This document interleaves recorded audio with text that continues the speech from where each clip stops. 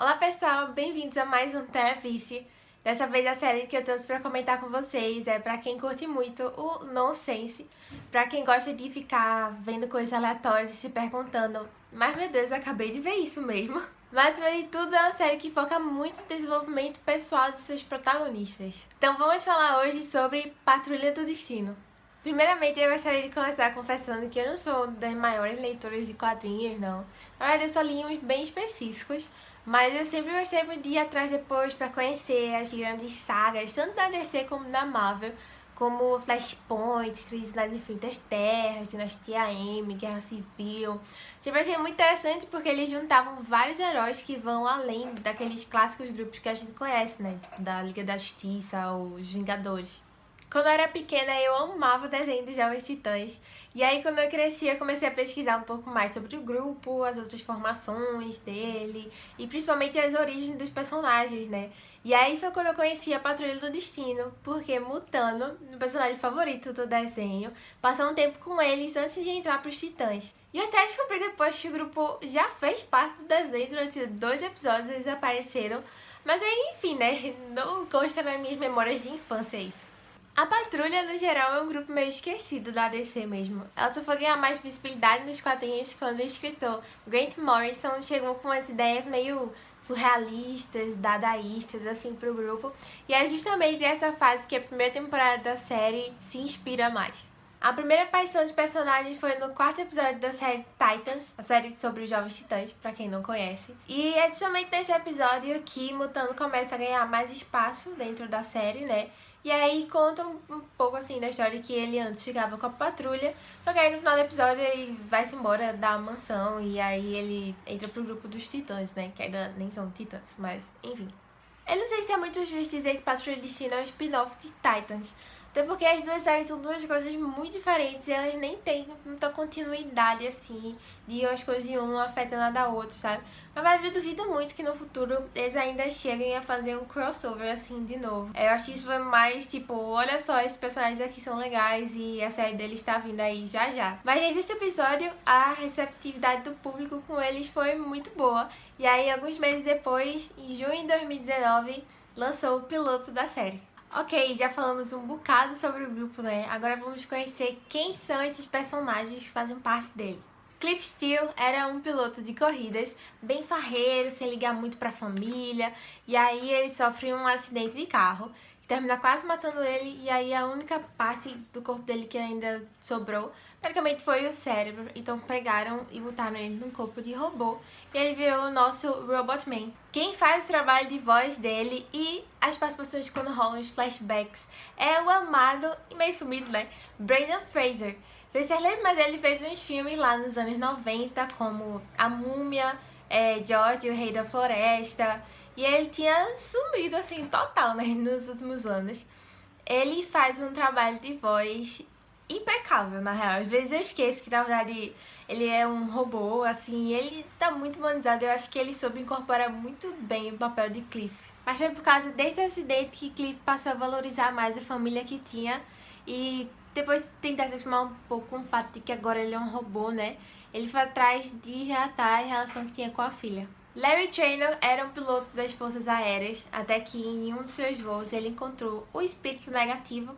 E aí, dessa colisão aí, terminou que aconteceu um acidente no avião que ele estava e o espírito entrou dentro do corpo de Larry, tornando-o extremamente radioativo. Não, ele não é uma múmia. Essas faixas, no caso, são para isolar a radioatividade do corpo dele, para que, né, ele não saia matando as pessoas por aí, sem querer. Larry é o personagem mais melancólico da série pra mim. Ele é muito atormentado pelas coisas do passado, as coisas que ele fez e as coisas que ele deixou meio em aberto, assim. O jeito como ele mentia pra mulher e pros filhos, porque na verdade ele era apaixonado por John, o capitão da sua equipe de voo. Toda essa questão da sexualidade dele que ele sempre escondia, foi um rolê meio mal resolvido, assim, também. Sem falar que quando aconteceu o acidente, ele teve meio que se isolar, assim, de todas as pessoas que eram importantes pra ele, principalmente do seu amado, né? E a partir daí, basicamente, foi só ladeira abaixo pra Larry. Ele foi muitas vezes perseguido e torturado pela agência da normalidade. E tem uma que ele vive num pé de guerra, assim, eterno desentendimento com esse espírito negativo que mora dentro dele, né?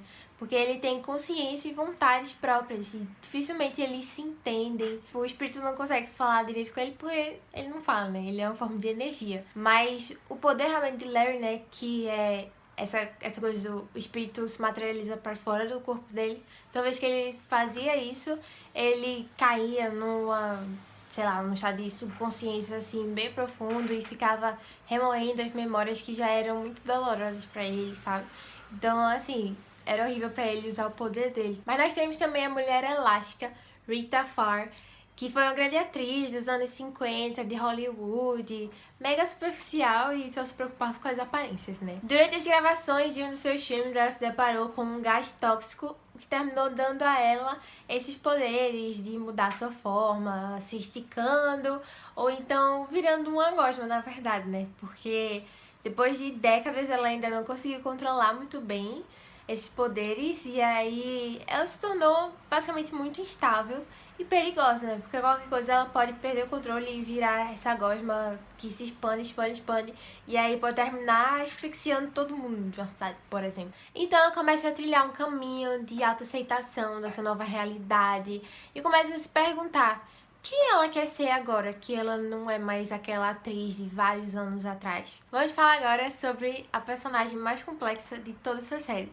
Crazy Jane. O nome real dela, na verdade, é Kay, e quando ela era bem pequena, ela passou por uns traumas bem pesados na infância, e isso fez com que a mente dela se fragmentasse em 64 personalidades. Quando ocorreu essa fragmentação, a própria Kay entrou num estado mais de dormência, e aí outra das personalidades precisou ser a dominante, recebendo o título de primária. Mas as atitudes de todas as personalidades sempre são feitas visando o que seria melhor para a jovem Kay. Jane é a primária atual, mas ela nem foi a primeira a assumir. Na segunda temporada, eles aprofundam bem mais toda essa história. E assim, né?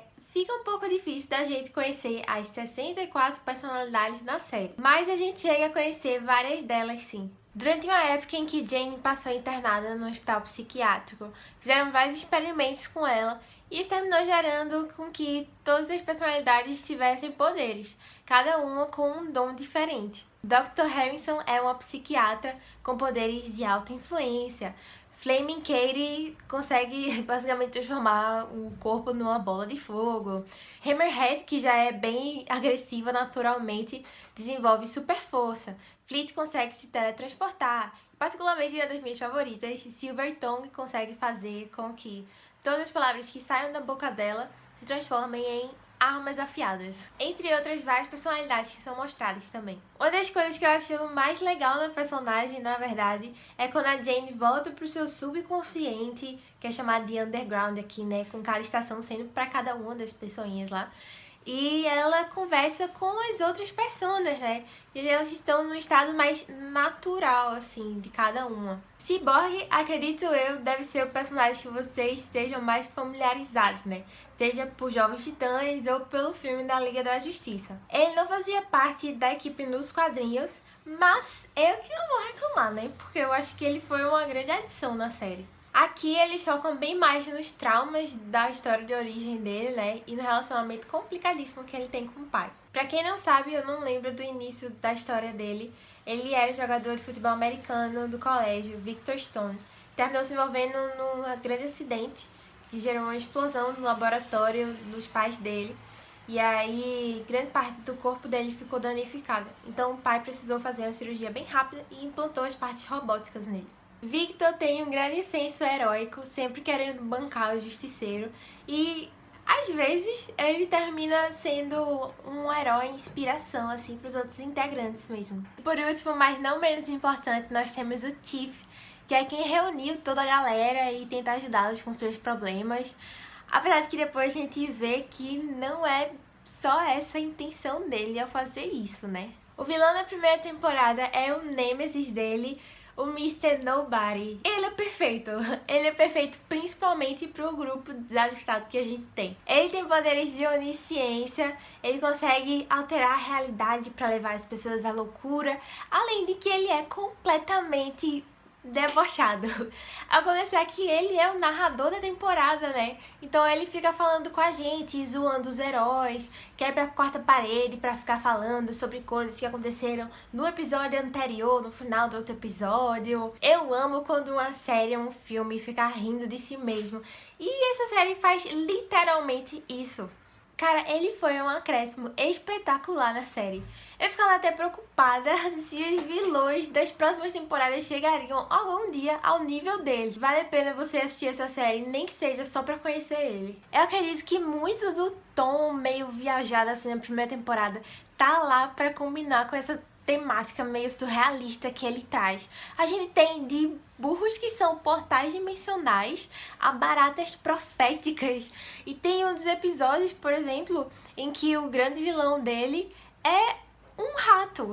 Não é tipo um rato geneticamente modificado ou um rato com poderes. É só um rato. Um rato muito vingativo, na verdade. E esse ainda consegue ser um dos episódios mais emocionalmente pesados de toda a série. A segunda temporada, como é um novo vilão, eu senti que puxou um pouco mais pro dramático do que pro nonsense mesmo. Mas não que isso seja ruim também, a série só mudou um pouco de foco. Acontece. Além do mais, ainda tem os episódios que são extremamente what the fuck, como o dos Sex-Men, né? A primeira temporada, como talvez tenha dado pra perceber pelas estilos dos personagens, foca muito mais neles aprendendo a lidar consigo mesmos, com seus corpos, com seus poderes, essa realidade que eles têm agora.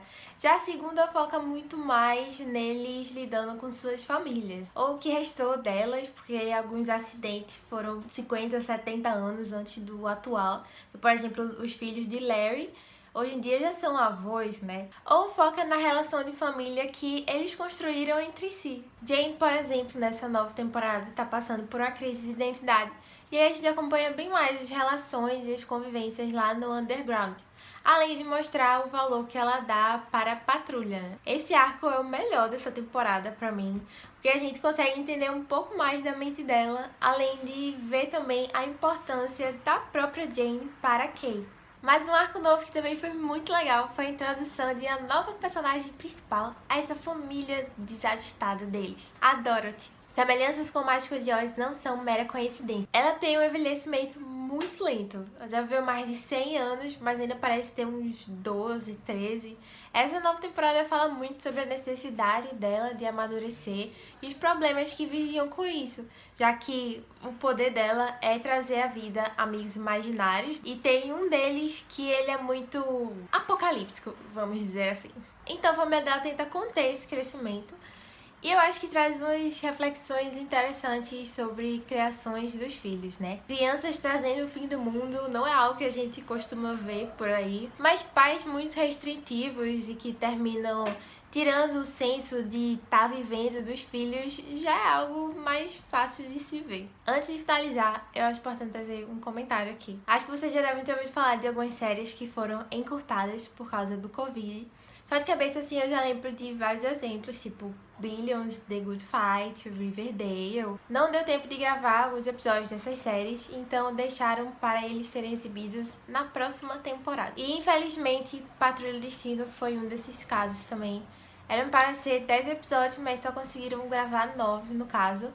Então, assim, quando eu assisti o season finale, eu fiquei bem com aquele sentimento de que eu tava assistindo o penúltimo episódio de alguma coisa mesmo, sabe?